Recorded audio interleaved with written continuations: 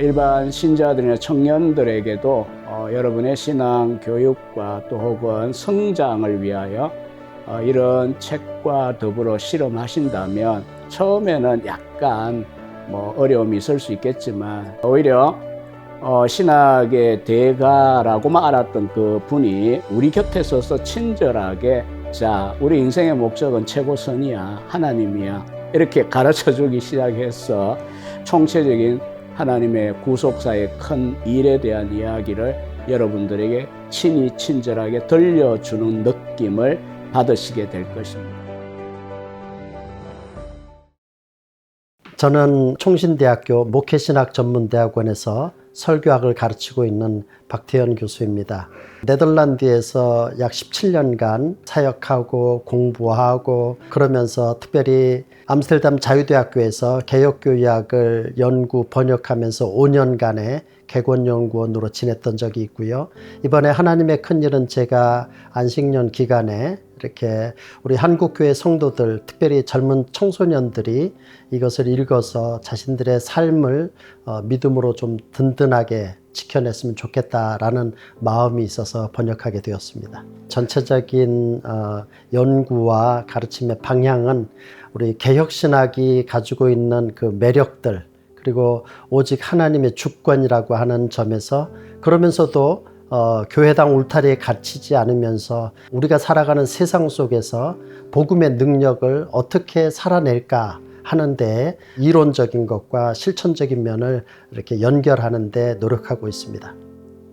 이상훈 교수입니다. 총신대학교 신학대학원에서 사역자 후보생들에게 조직신학을 강의하고 있습니다. 신론과 인간론, 종말론을 맡고 있는데 주로 우리 박태현 교수님이 번역해 주신 개혁교의학의 토대를 두고 화란 개혁주의 신학을 총신에 보급하는 일에 힘을 쓰고 있습니다.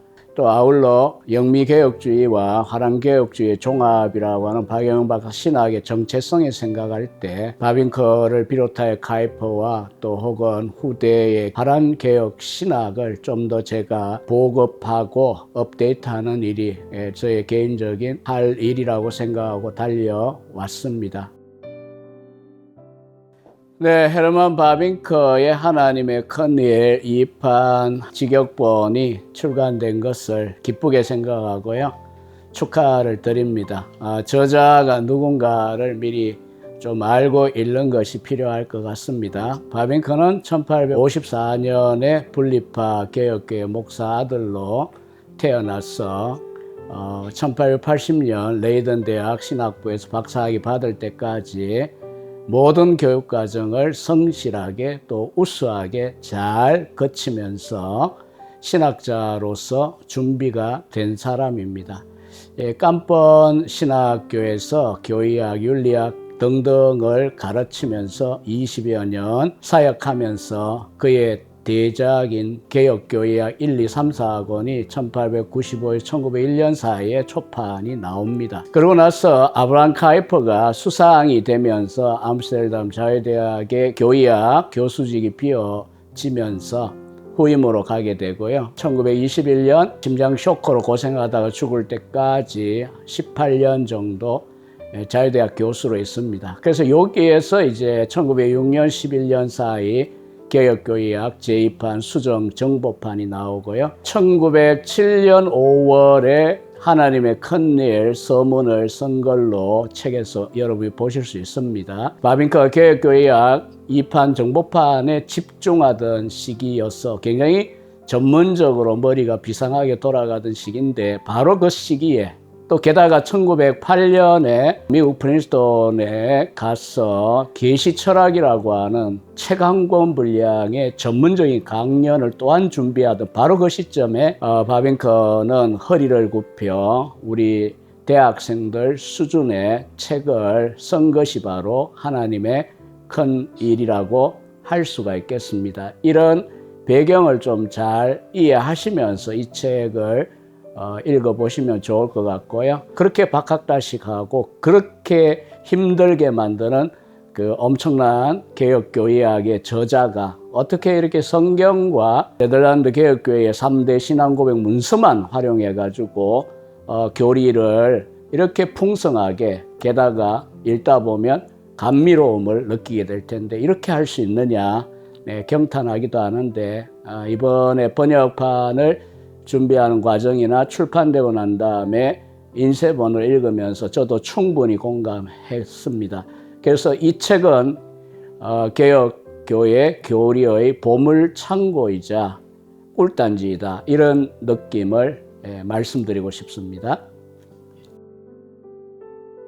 바빙크를 번역하게 되는 까닭은 고전이 갖고 있는 오래된 미래성 때문입니다. 그 말 자체가 약간 어불성설인 것 같은데, 사실은 오래되었다라고 하는 것은 과거에 있지만 그것이 미래성을 가지고 있기 때문에 여전히 오늘날 우리들에게 있어서 우리의 나아갈 길을 밝혀주는, 해안을 주는 그런 지혜가 이 고전 속에 담겨 있다라고 생각을 합니다. 특별히 이 하나님의 큰 일은 바빙크가 목회자적인 심정으로 우리 청소년들과 일반 신자들이 이 땅을 살아가면서 신앙의 진리가 삶과 겉돌거나 또는 그리고 우리의 언어로 살아내지 못하는 환경을 보면서 모든 신자들이 자신의 삶의 일터 속에서 하나님의 큰 일, 하나님의 구속사, 하나님의 구원 사역을 찬양하고 노래하도록, 그리고 그런 감격을 잃어버린 그런 자리에 하나님을 감격스럽게 만나고 하나님의 구속 사역을 노래하도록 하기 위해서 아주 기술적이고 복잡하고 논쟁적인 모든 부분들을 다 덜어내고 아주 간단하고 아주 성도들이 읽어서 감격을 느낄 수 있을 정도로 아주 단순화시켜서 신앙의 고백을 할 수 있는 노래들로 이렇게 채웠다라고 생각을 합니다. 기존에 이미 하나님의 큰일 이름도 있고 개혁교회학 개요라는 번역본도 있는 데다가 2026년 초에 또 하나의 번역본이 나오는 바람에 기존에 이미 3가지 번역본이 있는데 왜 이 하나님의 큰일인가? 일단 정리를 한다면은 오래된 2개의 번역본은 1956년 헨리 질스트라의 번역 영역본에 근거하고 있다는 점이고요. 영역본은 왜 그런지 모르지만 화라너가 능했던 영문학 교수인 질스트라가 이거저거 빼먹기도 하고 문제점들이 꽤 영어권에서 지적이 되었습니다. 그러나 바빙크는 1921년 7월에 소천하기 전에 많은 육필 원고들이 있는데 나머지는 출판하지 말라라고 동생 목사에게 단서를 달았지만 봉사와 직분에 관한 그 원고를 봉투에 담고 그 다음에 하나님의 큰일 마그날리아 데이를 위하여 이렇게 했고요. 그래서 동생이 형의 유지를 받들어 출간할 때 2판 편집하면서 그 24장에 해당하는 우리 번역에 봉사와 직분장이 들어갔습니다. 들어가야 이것이 우리가 전체 흐름 속에 교회론을 잘 매끄럽게 우리가 읽을 수 있게 되었다는 것은 이번 번역판을 보시면 아시게 될 것입니다.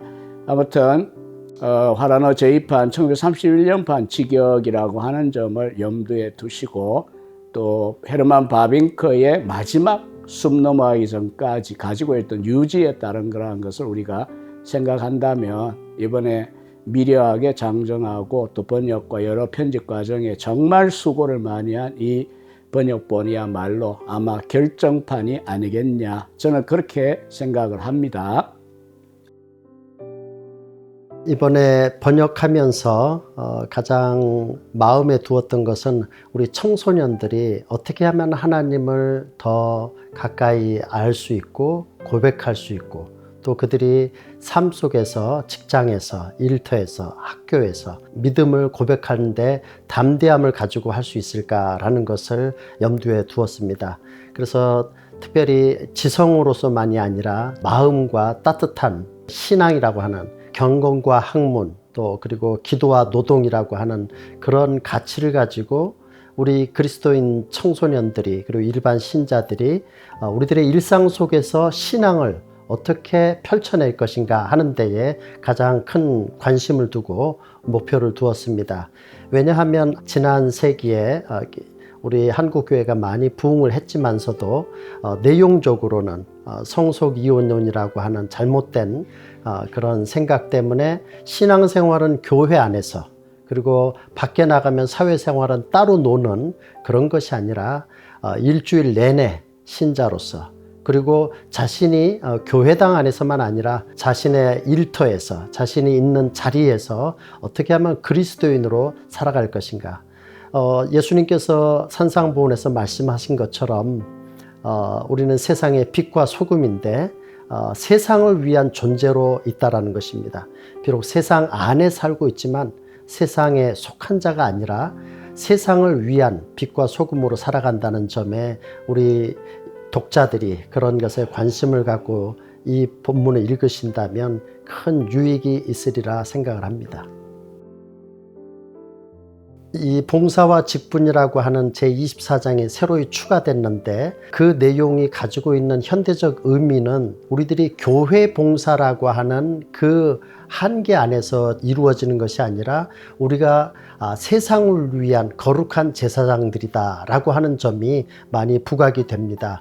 그래서 단지 교회만을 위한 신자로서 사는 것이 아니라 하나님이 창조하신 창조 세계 전체 속에서 우리 그리스도인들이 어떻게 살아가야 할 것인가 하는 것에 이렇게 그런 지침이 더욱더 잘 나타나 있다라고 생각을 합니다. 제24장을 시작할 때부터 돌트 신조에 나와 있는 고백을 가지고 이야기를 하고 있습니다. 그래서 하나님께 우리 각자가 다 다양한 은사를 받았는데 그 다양한 은사들이 직분을 통해서 교회 안에서 세상 속에서 어떻게 나타날 것인가 라고 하는 것을 바빙크는 성경적 관점에서 바르게 우리를 가르쳐주고 있다고 생각합니다.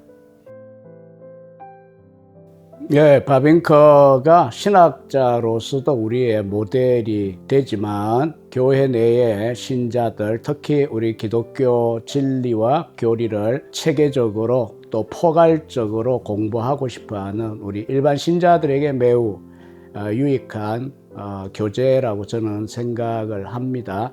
일단은 개혁교회학에서는 그렇게 1900년의 신학과 철학과 과학의 역사를 통섭하여 다 담아내 정리해 줄 의미에서 우리 신학생들에게 귀감이 되었다면 하나님의 큰일에서는 그런 모든 학문적인 혹은 아카데믹한 요소들을 배제하고 오직 성경과 개혁파 신앙 고백 문서에 근거하여 최고선부터 시작해서 종말까지 25개의 주제를 우리들에게 해설해 주고 있기 때문에 한편은 클래식입니다. 클래식은 그냥 읽으면 유익하다 이런 차원이 있긴 한데 책을 읽어보시면 일단 바빙크의 어조도 평이하고 쉽고 그리고 번역과 편집 과정을 통해 가독성을 엄청 좋게 했기 때문에 크게 무리 없이 여러분들이 읽으실 것 같고요. 다만 이제 바빙크가 오늘 이 시대에도 왜 필요할까? 여러 가지 측면에서 우리 한국 교회는 제3세계는 카이퍼와 바빙크를 읽으려고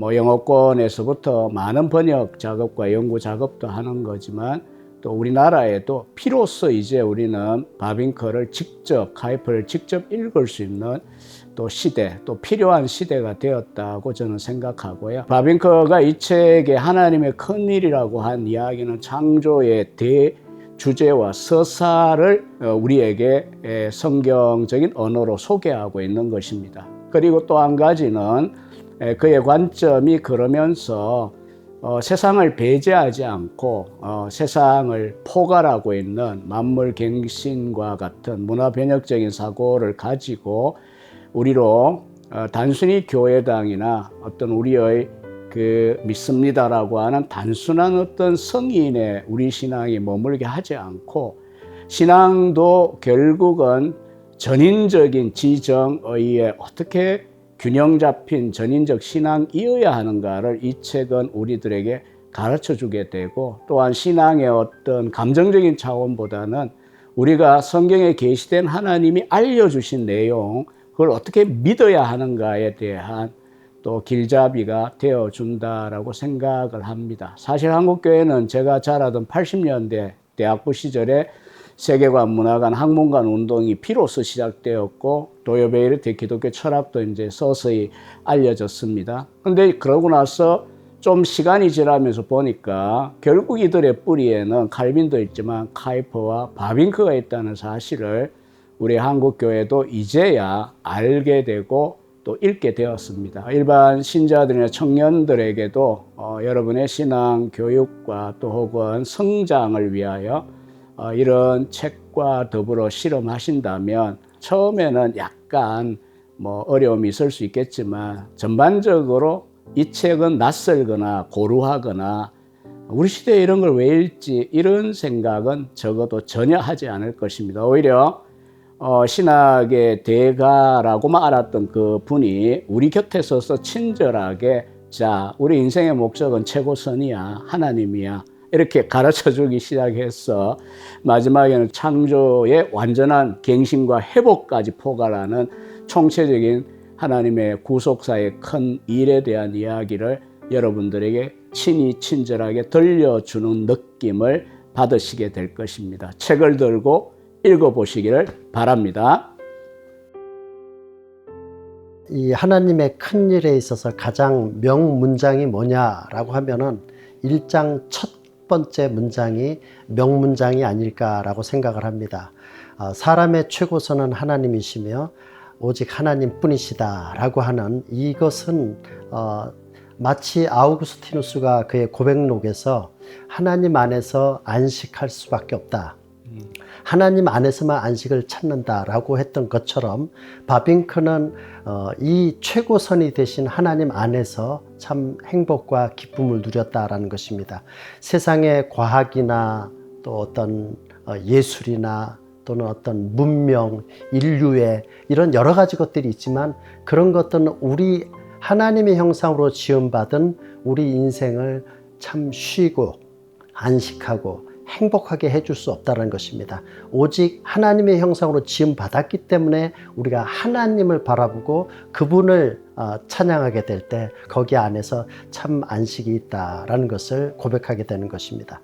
그리고 만약 이 책을 여러분들이 읽는다면 이것은 바빙크 자신이 종합 발생적 방법으로 하나님의 계시에서 삼위일체 하나님께서 계시하신 그 내용을 따라서 시작해서 마지막 종말까지 이르기 때문에 최고선이 되신 하나님을 알고 그 하나님을 아는 지식 가운데서 일반 계시와 특별 계시 그리고 하나님이 누구신지 고백하고 인간의 하나님의 창조가 어떠한 것이며 섭리가 어떠했는데 인간의 타락이 있고 그 인간의 타락을 구속하시는 예수 그리스도의 낮아지심과 높아지심, 십자가의 죽음과 부활이지요. 그리고 그분께서 모으신 교회가 있고 그 교회 안에서 주신 여러 직분들을 통해서 하나님이 우리에게 요구하시는 바를 세상 속에서 빛과 소금으로 살라고 그래서 그 마지막 종말이 세상이 다 없어지는 것이 아니라 그것을 새롭게 갱신하심으로써 하나님께서 영생이라고 하는 것을 우리들에게 선물로 주심으로써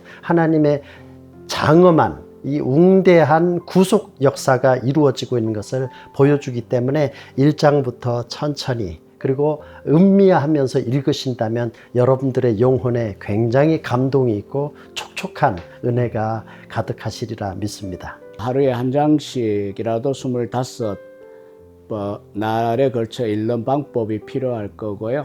또 마음 맞는 친구들끼리 줌 스터디나 그냥 또 대면 스터디를 통해 읽으시는 것도 좋을 것 같고요.